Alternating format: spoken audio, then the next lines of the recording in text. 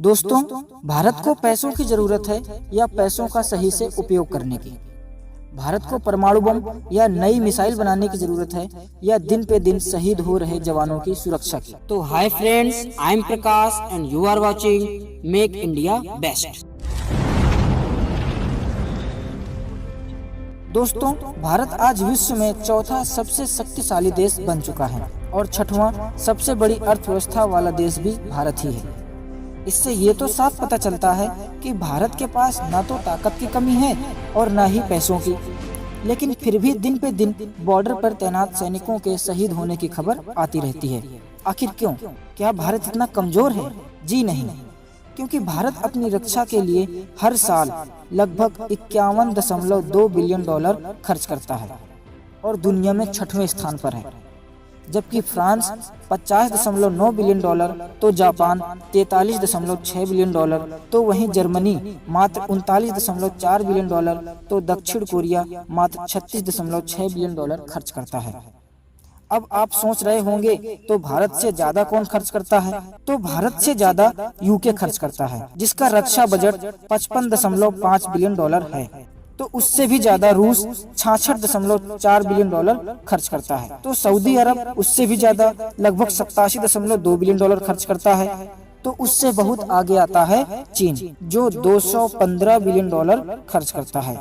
तो पहले नंबर पर आता है अमेरिका, जो अपनी रक्षा के लिए 596 बिलियन डॉलर प्रति वर्ष खर्च करता है। दोस्तों, जब भारत इतना पैसा खर्च करता है, तो अगर इन पैसों का उपयोग करके बॉर्डर पर तैनात सैनिकों को अच्छी और नई तकनीक की राइफल, बुलेट प्रूफ जैकेट और अच्छी से अच्छी ट्रेनिंग दें, तो शायद सैनिक शहीद न हो। लेकिन सरकार इस पर ध्यान न देकर परमाणु बम और बड़ी बड़ी मिसाइलें बनाने में ज्यादा ध्यान देती है और मीडिया भी आपको चौंकाती रहती है। अब चीन भी डरेगा भारत की इस मिसाइल से और हम लोग खुश हो जाते हैं, जैसे चीन के पास तो कुछ है ही नहीं। खुशी तो मुझे भी होती है कि भारत के पास अच्छी से अच्छी मिसाइल बन रही है, और मैं ये नहीं कहता कि मिसाइल या परमाणु बम न बनाओ, लेकिन पहले बेसिक चीजें तो पूरी कर लो।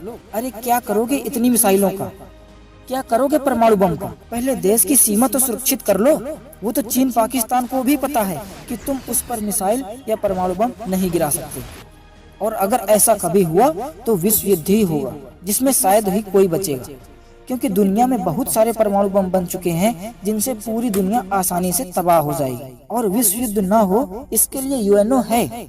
एक आतंकी आता है AK-47 जैसी आधुनिक राइफल लेकर, जिससे कोई नौसिखिया भी अचूक निशाना लगा सकता है और जिसकी भेदन क्षमता बहुत अधिक होती है, लेकिन ड्यूटी पर तैनात जवान के पास रहती है इंसास राइफल। तो कैसे सामना कर पाएगा आतंकी का? जितना पैसा भारत खर्च करता है, उतना पैसा तो आतंकी संगठन भी नहीं करते। फिर भी वो पहले अच्छे हथियार रखते हैं, क्योंकि उनको पता है आज के युग में मिसाइल या परमाणु बम से लड़ाई नहीं लड़नी, बल्कि एक अच्छी राइफल से किसी को भी आसानी से मार सकते हैं। आइए एक नज़र सेना की ट्रेनिंग में भी डालते हैं। तो दोस्तों, आप सबको पता ही होगा कि भारत के पास कई तरह की सेना है, जैसे Indian army, air force, navy, CRPF व BSF। तो इन सेनाओं की एक स्पेशल फोर्स भी होती है, जैसे आर्मी की पैरा कमांडो, एयरफोर्स की गरुड़ कमांडो, तो वहीं नेवी की मरीन कमांडो और BSF CRPF की NSG कमांडो। तो बात यह है दोस्तों कि जो ट्रेनिंग स्पेशल फोर्स को दी जाती है, वही ट्रेनिंग जवानों को क्यों नहीं दी जाती? जो हथियार स्पेशल फोर्स को दिए जाते हैं, वो हथियार जवानों को क्यों नहीं दिए जाते? पहले आतंकी आएगा, हमला करेगा, जवान शहीद होंगे, फिर उन आतंकियों को पकड़ने के लिए एक स्पेशल फोर्स भेजी जाएगी, और तब तक एक आतंकी न जाने कितना नुकसान पहुंचा चुका होता है। अरे भाई, एक मिसाइल कम बना लो। परमाणु बम में कंपटीशन करते हो कि उस देश के पास इतने हैं तो मैं उससे ज्यादा बनाऊंगा।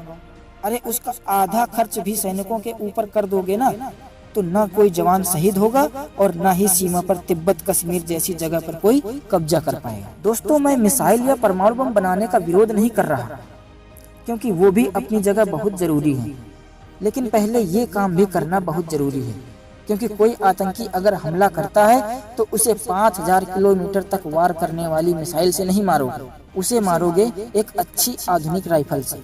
इसलिए अगर जवानों को अच्छे हथियार, बुलेट प्रूफ जैकेट और अच्छी से अच्छी ट्रेनिंग दी जाए तो कहीं न कहीं इस चीज में सुधार हो सकता है। वैसे मोदी सरकार ने बड़ी बड़ी मिसाइलें बनाने के साथ साथ इस क्षेत्र में भी बहुत ही अच्छा कदम उठाया है। 2018 को लगभग 1.86 लाख बुलेट प्रूफ जैकेट मंगवाकर पुरानी जैकेट को रिप्लेस कराया है, तो वहीं लगभग 70,000 असॉल्ट जैसी एडवांस्ड राइफल और 90,000 कार्बाइन जैसी गन का ऑर्डर दिया है, जो कि बहुत ही जल्द पुरानी राइफल्स को रिप्लेस करेंगे। हालांकि इस चीज पर ध्यान देने में सरकार ने बहुत देर कर दी, लेकिन फिर भी कहीं न कहीं भविष्य में इस चीज का फायदा जरूर मिलेगा। तो दोस्तों, अगर आप भी मेरी बात से सहमत हैं तो लाइक एंड शेयर जरूर करें और अपनी राय कमेंट सेक्शन में जरूर बताएं और चैनल को सब्सक्राइब करना ना भूलें।